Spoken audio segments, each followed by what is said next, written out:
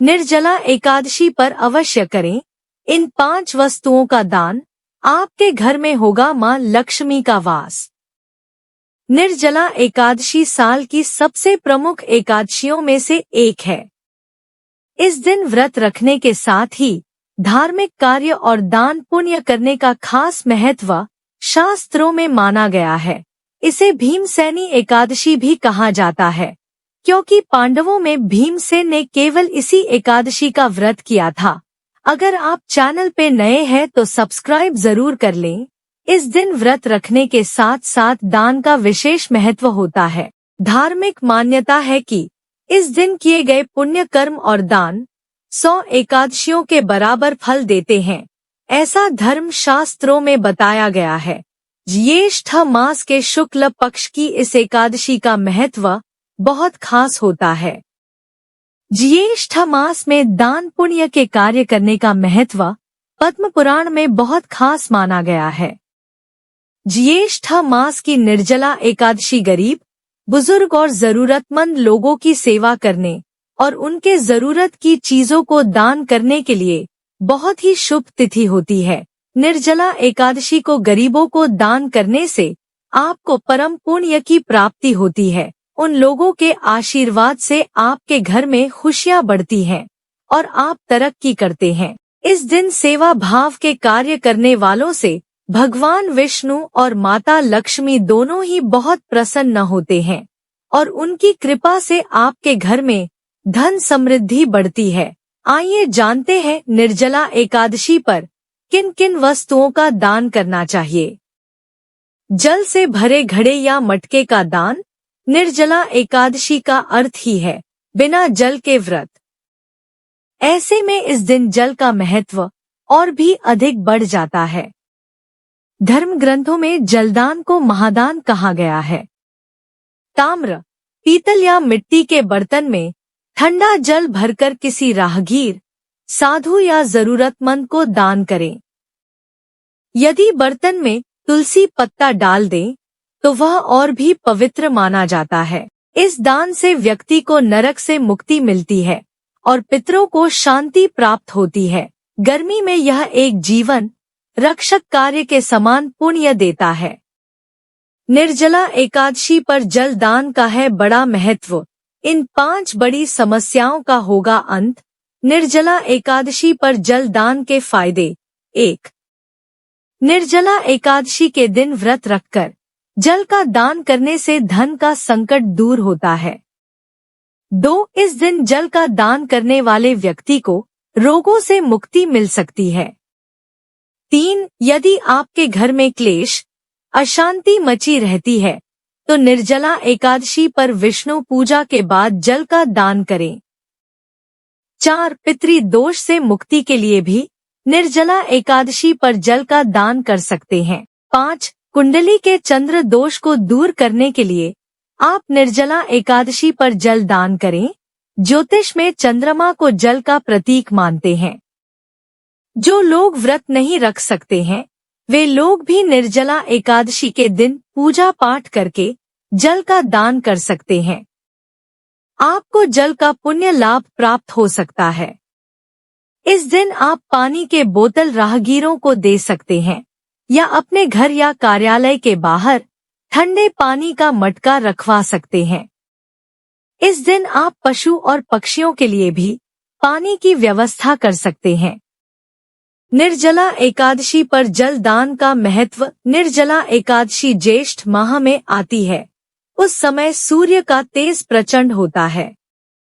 गर्मी इतनी होती है कि गीला कपड़ा 2 मिनट में सूख जाए।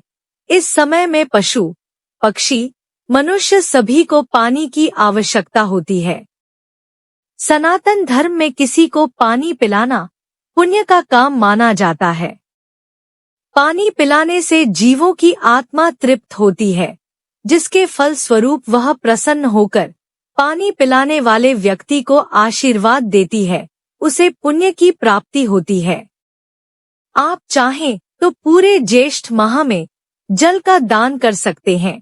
यदि आपके लिए प्रतिदिन संभव न हो तो कम से कम निर्जला एकादशी को जल दान करें। छाता, पानी की बोतल और जूते चप्पल का दान गर्मियों में राहगीरों, मजदूरों और साधनहीन लोगों के लिए छाता और पानी की बोतल जैसे साधन जीवन रक्षक बन जाते हैं।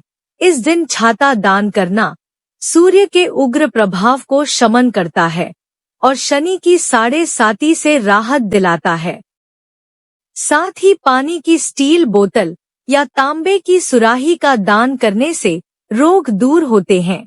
आप जूते चप्पल, टोपी या गमछा भी दान में दे सकते हैं। ये सभी वस्तुएं प्रत्यक्ष रूप से मानवता की सेवा है।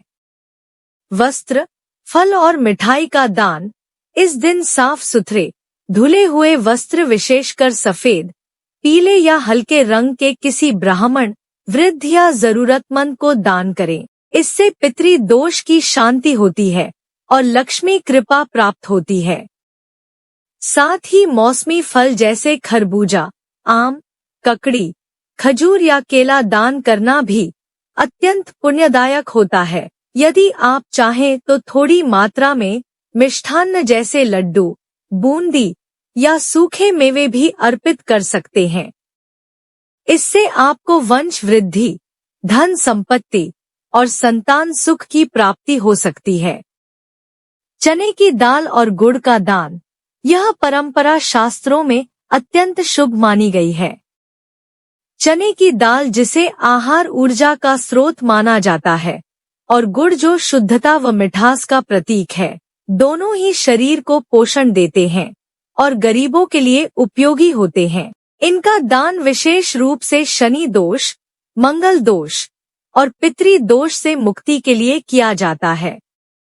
यदि आप इन दोनों वस्तुओं को एक छोटे बर्तन या पोटली में बांधकर किसी जरूरतमंद को दान करें तो विशेष पुण्य की प्राप्ति होती है। पंखा, कूलर और ठंडी चीजों का दान, जिनके पास सामर्थ्य है वे इस दिन छोटे हैंड फैन, बैटरी वाला पंखा या यहाँ तक कि गरीब परिवारों को टेबल फैन या ठंडे पानी की मशीन आदि दान कर सकते हैं। मंदिरों या धर्मशालाओं में जल सेवा हेतु स्टील के गिलास, घड़ा या वाटर कूलर लगवाना बहुत बड़ा पुण्यकारी कार्य है। इससे व्यक्ति को अपने जीवन की गर्म परिस्थितियों में शीतलता व शांति मिलती है। साथ ही ये दान भगवान विष्णु की कृपा को आकर्षित करते हैं। निर्जला एकादशी का महत्व। ज्येष्ठ मास की शुक्ल पक्ष की एकादशी तिथि को निर्जला एकादशी का व्रत किया जाता है। निर्जला यानी यह व्रत बिना जल ग्रहण किए और उपवास रखकर किया जाता है। इसलिए यह व्रत कठिन तप और साधना के समान महत्व रखता है। हिंदू पंचांग अनुसार वृषभ और मिथुन संक्रांति के बीच शुक्ल पक्ष की एकादशी निर्जला एकादशी कहलाती है। इस व्रत को भीमसेन एकादशी या पांडव एकादशी के नाम से भी जाना जाता है। पौराणिक मान्यता है कि भोजन संयम न रखने वाले 5 पांडवों में एक भीमसेन ने इस व्रत का पालन कर सुफल पाए थे, इसलिए इसका नाम भीमसेनी एकादशी भी हुआ। हिंदू धर्म में एकादशी व्रत का मात्र धार्मिक महत्व ही नहीं है, इसका मानसिक एवं शारीरिक स्वास्थ्य के नजरिए से भी बहुत महत्व है। एकादशी का व्रत भगवान विष्णु की आराधना को समर्पित होता है। इस दिन जल कलश, गौ का दान बहुत पुण्य देने वाला माना गया है। यह व्रत मन को संयम सिखाता है और शरीर को नई ऊर्जा देता है। यह व्रत पुरुष और महिलाओं दोनों द्वारा किया जा सकता है। वर्ष में अधिक मास की 2 एकादशियों सहित 26 एकादशी व्रत का विधान है, जहां साल भर की अन्य 24 एकादशी व्रत में आहार संयम का महत्व है। वहीं निर्जला एकादशी के दिन आहार के साथ ही जल का संयम भी जरूरी है। इस व्रत में जल ग्रहण नहीं किया जाता है, यानी निर्जल रहकर व्रत का पालन किया जाता है। ओम नमो भगवते वासुदेवाय नमः। वीडियो अच्छी लगी हो तो प्लीज लाइक एंड शेयर, और अगर आप चैनल पे नए हैं तो सब्सक्राइब जरूर कर लें। धन्यवाद।